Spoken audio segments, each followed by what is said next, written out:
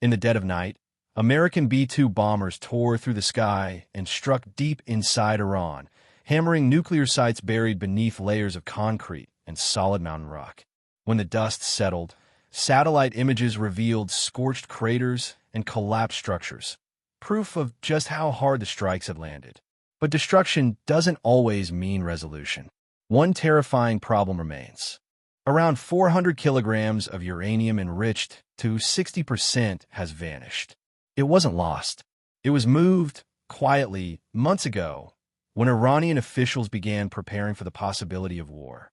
If this stockpile is enriched further to 90%, a relatively simple technical step, it could yield enough fissile material for roughly 9 nuclear weapons. And as long as that uranium remains unaccounted for, as long as Iran retains even the faintest ability to build a bomb, Netanyahu will see this war as unfinished. With full nuclear dismantlement now off the table, Israel appears to be shifting to the next best option, tearing apart the system that protects Iran's nuclear ambitions. Early in the conflict, Israeli warplanes didn't limit themselves to nuclear facilities. They struck cities like Khuzestan, Mahabad, and Tabriz, not only for military targets, but because these regions sit on Iran's deepest fault lines. These are places where national unity is weakest, where unrest spreads fastest, and where the state struggles most to maintain control. So while a ceasefire may exist on paper, Israel's strategy now seems focused on something deeper than destruction. It is about disruption, about fracture, about weakening the edges so the center can no longer hold.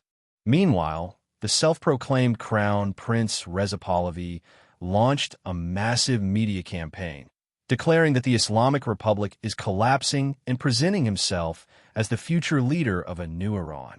But the story doesn't quite add up. His online visibility surged during the war, yet his engagement numbers stayed strangely consistent, even during nationwide internet blackouts. He received nearly the same number of likes and shares when most Iranians were offline. That shouldn't be possible. The pattern suggests that much of his apparent support does not come from inside Iran, but from automated networks and coordinated amplification. Adding to this, dozens of Arabic-language accounts on X began promoting him using nearly identical language, flooding the platform with content designed to go viral. At the same time, right-leaning media outlets, many owned by major conglomerates, echoed the same narrative. Taken together, it points to an organized effort to manufacture the illusion of a grassroots movement. Despite the worldwide media coverage, Reza Pahlavi is not popular in Iran. He has been living in a mansion in the U.S. and have never worked a single day in his life. What makes worse is that he openly requests America and Israel to bomb Iran. And that's exactly what the Iranian people are asking. But if the Iranian people now have the support of the president on that idea, will that encourage them to take to the streets in even greater numbers and put more pressure on the regime from within? Yes, and I think that the decisive factor would be the instrument of repression that has been unleashed against our people is what is the ultimate obstacle to overcome. What changes the odds in favor of the people that can finally take over the system and push to a complete collapse depends on calculated strategic strikes against these institutions. Those would be American strikes? It will be, well, it could be an American strike, it could be Israeli strike, it could be whatever. The Iranian people now are looking as the cavalry coming, because we can only hold the fort up to a point. Yep. The cavalry can help us overcome the odds. Look, this is Persians make up just 55 to 60% of the population. The rest includes Arabs, Baluchis, Laz, Turkmens, Azerbaijanis, and others, most of whom live along the country's outer rim, where state authority has always been weakest. Iran's rugged mountains have shaped this reality. They isolate communities, preserve distinct languages and identities, and make full political integration nearly impossible. Over time, these geographic pockets have fueled repeated demands for autonomy, and sometimes outright independence. Although Iran once granted limited autonomy, the centralization of power in Tehran during the early 20th century steadily erased those freedoms.